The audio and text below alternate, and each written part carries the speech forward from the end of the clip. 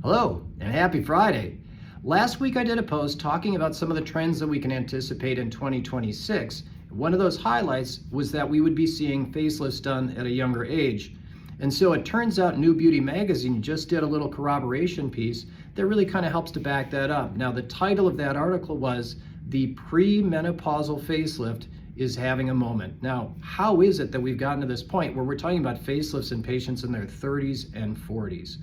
Well, the first one is, of course, social media. Here we are talking about it, but the pressures of social media, whether it is we always want to look our best, whether it is we're always posting all these things. Social media is driving so much of this stuff, good or bad. Number two, we're actually seeing a decrease in the alternatives across the country. So, for example, facial fillers are down somewhere between 5 and 10% on national studies, and so people aren't doing them as much. The same is true about thread lifts, and thankfully those are kind of starting to fade away. There was a great review article in 2019 that said there's no lasting value to a thread lift. So again, I'm quite happy that that's kind of fading. And then the third one is these energy-based devices either aren't performing as they're promised or they're causing damage. And again, radiofrequency microneedling, we had a horrible experience in our office with that. Happy that that's going away too. And those do cause changes in the skin for those patients who in future are thinking about facelifting. So if those are on the decline, of course, people are looking for this as a facelift as an alternative.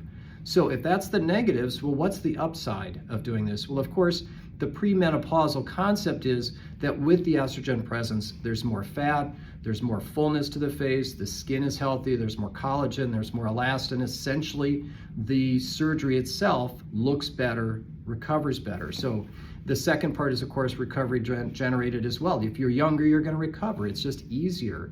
So, and the third one is that we're actually seeing more natural results. Now, let's compare this to a facelift done in a 75-year-old. Of course, there's going to be kind of large fluctuations in an appearance if somebody at 75 gets a facelift versus somebody in their 40s. And so the 40-year-old premenopausal facelift then therefore would, in theory, look more natural, look more rejuvenated, and less about change. So does that mean that everybody in their 40s should be running out and getting a facelift? The answer is of course not, and I would never tell you to do that.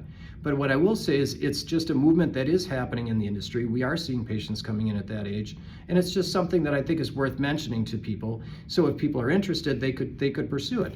The same is true about those people who say, you know what, I'm really happy in my 40s and I'm loving this. You know what, we're around if you ever kind of get around to these surgeries at any point.